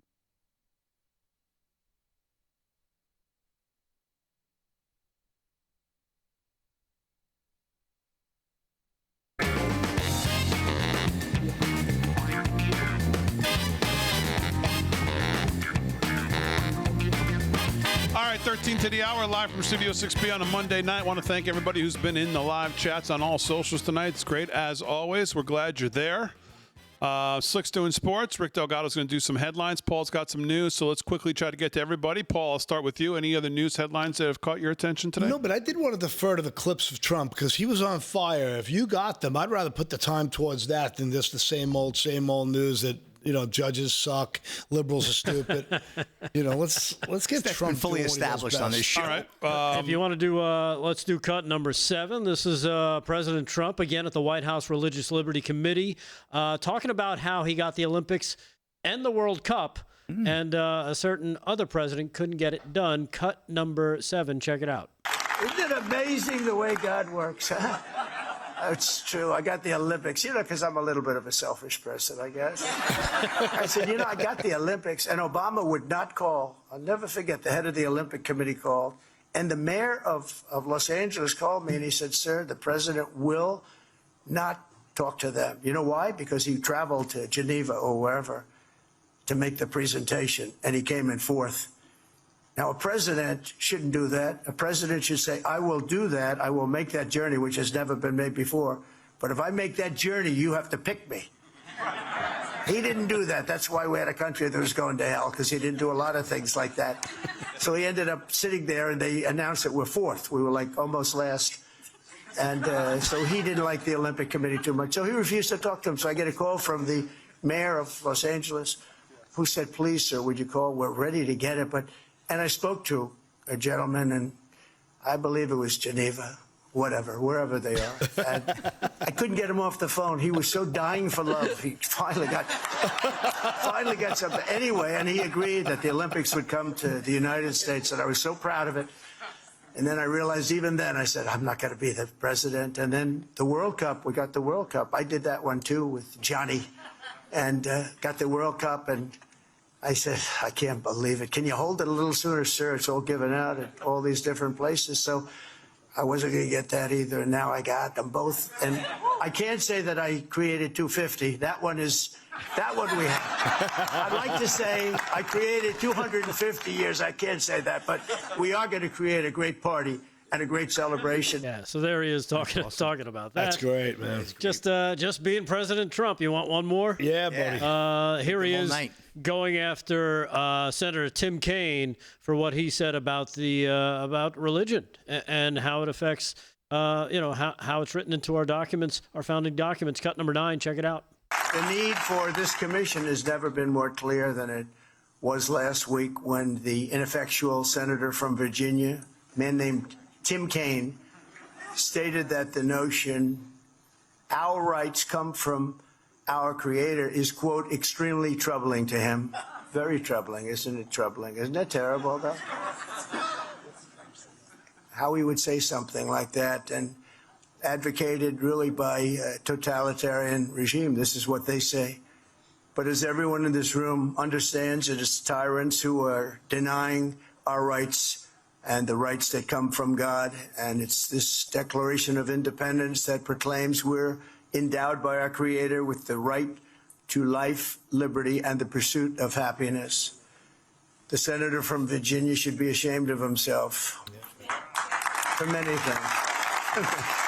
For many things. Yeah. For many things. And he makes that look so spot on. It is amazing that you think one political party really doesn't like any one of those three things. Life, liberty, and the pursuit of happiness. Yeah, they campaign against it. Like I said last week when this happened, when you say the Democrat Party hates America, Mark Levin wrote a whole book on it. There you go. Yeah, and to finish out on that type of note here, Damon, applause for West Point as the West Point Alumni Association reportedly cancels a ceremony honoring Tom Hanks. According to this, the Alumni Association canceled the award ceremony to honor actor Tom Hanks. The Washington Post reported on Saturday, representing the latest apparent shift at the storied military academy under the Trump administration. Retired Colonel Mark Biger told West Point faculty on Friday that the Association of Graduates would no longer hold a ceremony to give Hanks 69 the Sylvanus Thayer Award. The Washington Post reported. Biger wrote in an email, the decision was made to allow the Academy to continue its focus on its core mission of preparing cadets to lead, fight, and win as officers in the world's most lethal force, the United States Army. And West Point's Alumni Association did not immediately respond to a request from Forbes. So there you have it. President Trump was pretty happy about that, from what I understand. He was, I guess he was in a celebratory mood. Yeah, he was saving Private Ryan. Yeah. I think what he did, he actually posted something either on Truth or on X. I'm not sure. Oh, it was from his Truth account. He wrote here, "Our great West Point, getting greater all the time, has smartly canceled the award ceremony for actor Tom Hanks. Important move. We don't need what I gave up my time for? Huh? I'm only teasing you. I'm only kidding.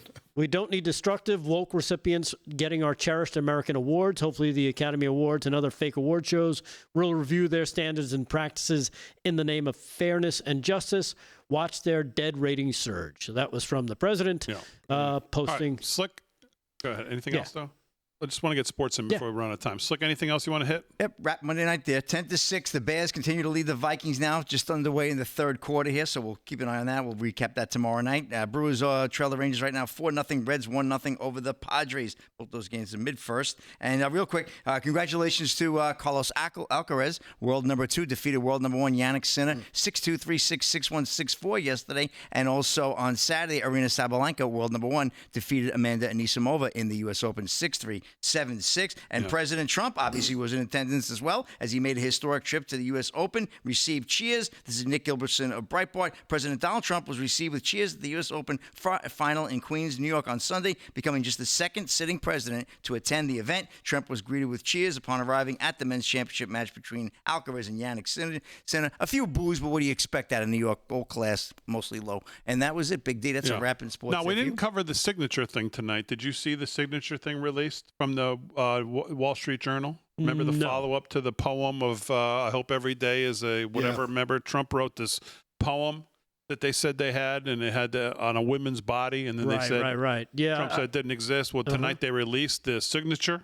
No, he said it wasn't his. They said they released this thing with a signature on it. So I look at it, and everybody's, of course, quick to pick a side. It's his signature, and it looks nothing like it. Looks exactly like it. They're going back and forth. My question is, if Trump came out and said, yeah, it's my signature, I forgot about it, what changes? What is the point of this story?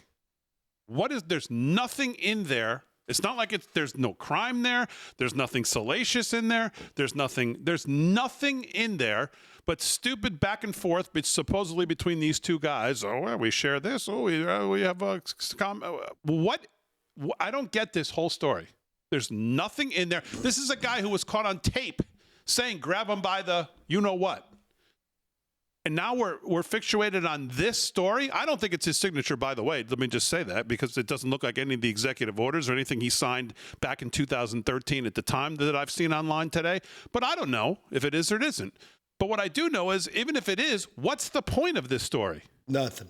It's just a chew toy for the liberals. There's nothing in the so-called poem or whatever that means that literally anyone would know anything about. Except this corny last line, may every day be another door of happiness, or some crap that he wrote or somebody wrote. Delgado, are you with me, or are you just... No, I'm with you on this. This looks stupid, actually.